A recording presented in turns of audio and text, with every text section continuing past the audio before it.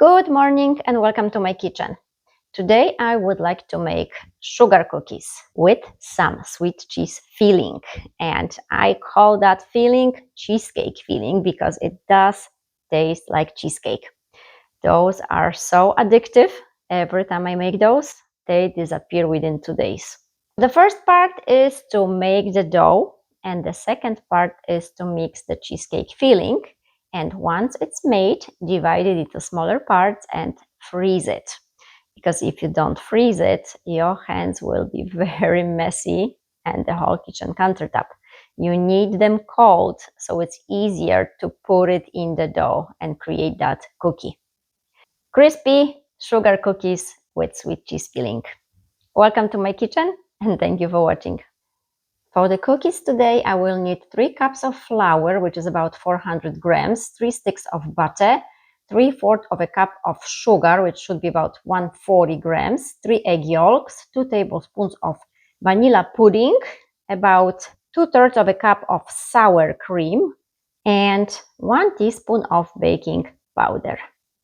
So the butter is pretty cold. I took it out only 10 minutes ago. I want to cut it into smaller pieces so it is easier to work with it. So all the butter goes in, sugar, egg yolks,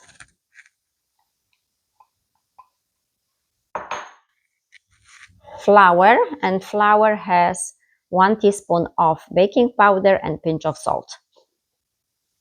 And with that dough, once it's made, I can divide it in half and either put it in the fridge. It will last up to 4 or 5 days, or freeze it and just use it whenever I have guests. So it's easier because the dough is already made. That sour cream. And I will have to use my hands to get all the ingredients incorporated. Okay, so the last thing that I need to put in is that vanilla pudding.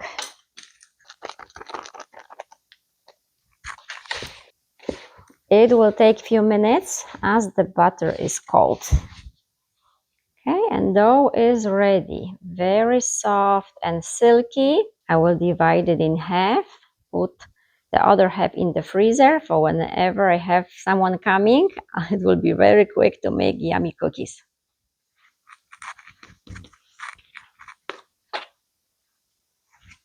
And half of it will go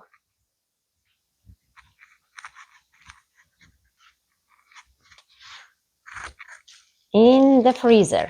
You can divide it into 3 parts. 1/3 in the fridge, 1/3 in the freezer, and 1/3 you can make them now. That way, 3, 4 days, 5 days from now, you have another batch of fresh cookies, and then maybe a month from now, take it out of the freezer and, it's easier to make cookies than start over, time consuming. And this part will need to go in the fridge for about 20 minutes. These are the items I need for the sweet cheese filling.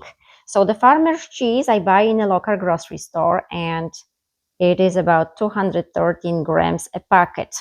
Additionally, I need vanilla extract, heavy whipping cream, brown sugar, and egg yolk. And I will just mix all of it together. That farmer's cheese is in here with the egg yolk, brown sugar, heavy whipping cream, and the vanilla extract.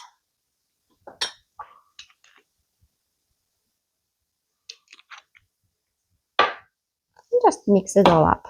It is all about the consistency. You cannot have it too thick, because if you end up with this filling being too thick, it will dry out while baking and the cookie inside will be very dry. We want some moisture, so it needs to be very soft, but not watery at all. As soon as I have it ready, I will show you what I'm talking about. This is the yummy part of the cookie. It's like cheesecake. And if it comes to sweetness, you need to try it. It is pasteurized cheese. I had it since I was 1.5 years old, and I'm still here at 47. So this cheese is okay to eat the way it is. So try it for the sweetness level. If you want it more sweet, put more sugar. I don't like it very, very sweet, so this is what I am okay with. I had 5 tablespoons of brown sugar in here. 4.5 tablespoons of that heavy whipping cream. Okay, so now it is very, very soft, very easy to move around. I don't need to use any force. And this is how this should be. Not watery, but not thick at all. So imagine now putting something like this inside the cookie if you did not freeze portions of it. That is why I need to divide it 1 teaspoon each and freeze portions of it for the cookie later. So baking sheet and 1 teaspoon for each cookie. This is what makes the cookie soft on the inside and so yummy. I have done it day before, so the next day when I wake up, this is ready and it is faster to make those cookies. Okay, next part in about 40 minutes. I want it to be really solid rock frozen. I divided this dough that I'm gonna be working with right now into half so I can actually fit in here. So I need to roll it out.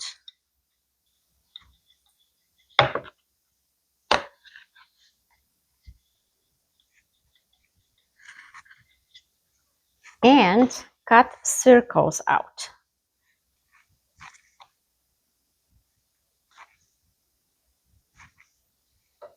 So once I have that circle, I take the frozen cheese filling and just lock it in.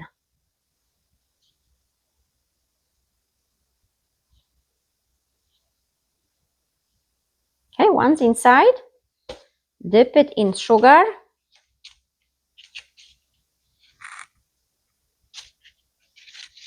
and on the cookie sheet it goes. Another one, that frozen cheese filling. Close it up, flatten the top so it's even. Dip it in sugar. Okay, and the rest will have to be re-rolled.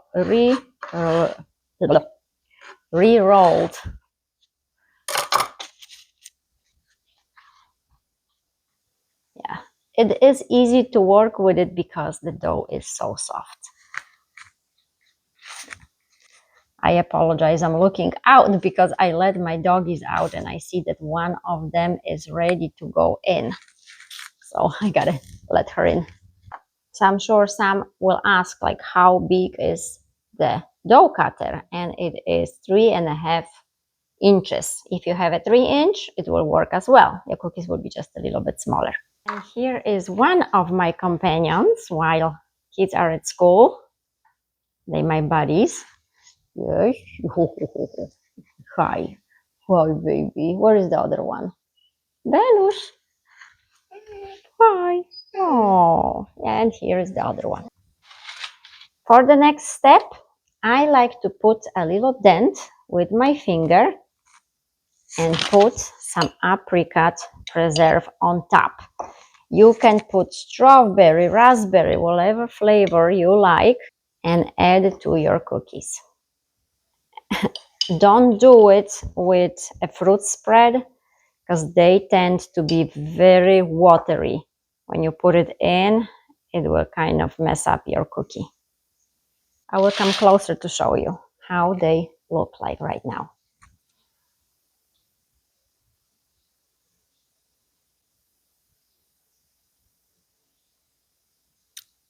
I'm going to preheat the oven to 350 and put those in the freezer for 5 minutes. 5, and I can put them in. So I'll set a timer for 14 minutes. It should be around 16, but rather safe than sorry. I had different ovens before and they're not created equal. If your oven is pretty new to you, you don't bake much, then keep checking at least a couple of minutes before. When you see brownish around and on top a little bit, it's time to take them out. If you don't see that they're getting brownish, keep it for another couple of minutes. For me, it was 17 minutes to be exact. When you see brownish color on the edges, this is an indication you need to take them out. And that's how you know best. Time is up. Okay, now I will need 15-20 minutes for those to cool off, and I can break one in half. And you can see the coffee is waiting for me to go with the cookie.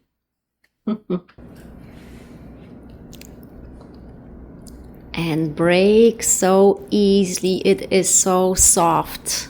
And you can see that gooey cheesecake on the inside. Those are so addictive. Really, really delicious. Crunchy on the outside and soft on the inside. I already had one and now it's time for the other one.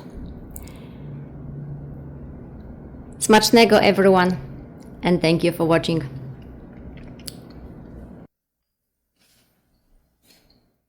Irresistible.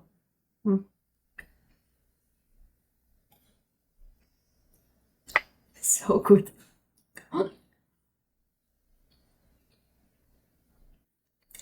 My husband right now is out of town, and I chose that time to make those cookies because he's on keto. Because those are hard to resist. Thank you for watching again. Smacznego, everyone.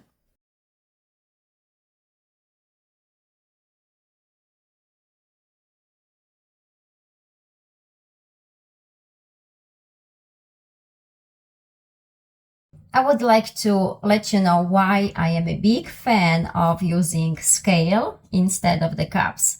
I do put measurements in cups, so it's easier. As you know, I'm from Europe, so everything for me is in grams. And here in United States, any recipes you have is usually in cups. But I want you to pay attention to one thing, so take it as a tip. I learned by mistakes because I've done it before. So I have put together a flour, the same flour, all-purpose flour, into the same measuring cups. Exactly 2 cups in here and exactly 2 cups in here. But I want to measure it using the scale and show you if there is a difference and how much of a difference it can be. So here is the first 2 cups of flour, as you can see, 2 cups. And here is exactly 2 cups. All around. No cheating. And I will turn on, and there's nothing here. My scale. So it's set to 0. Maybe I should show you. So it's set to 0. If you can see. Okay, and I will put the first 2 cups in. And it says it is 248 grams. So now I will take this into a different cup, and it's empty. Put it back. It comes back to 0. And now the other 2 cups. All of it. And this one is 314. So now you can see that 2 cups are not created equal, right? They do not measure on a scale the same. So why is that? Well, it's all about handling the flour. If we are gentle with it, the flour is fluffy, it's light, and then 2 cups, nice fluffy flour. If you handle the flour, shake it, kind of bang it, on the surface somewhere, it loses its volume because it becomes dense. So you keep adding to have exactly 2 cups, right? Well, but it's much, much more heavier. It's much, much more flour that you need. So if you ever had a cake and you tried to follow the measurements and directions and the cake wasn't quite the way you hoped, It wasn't as fluffy, it wasn't as delicate, it wasn't as soft. Well, maybe because there was too much flour. So it's just a tip, and I hope you will find it helpful to kind of pay attention to how we handle flours. I know how it is when you bake something and you put your heart into it, time into it, and then it doesn't come out the way you hope for. And it's frustrating. So I hope this helps. Thank you for watching.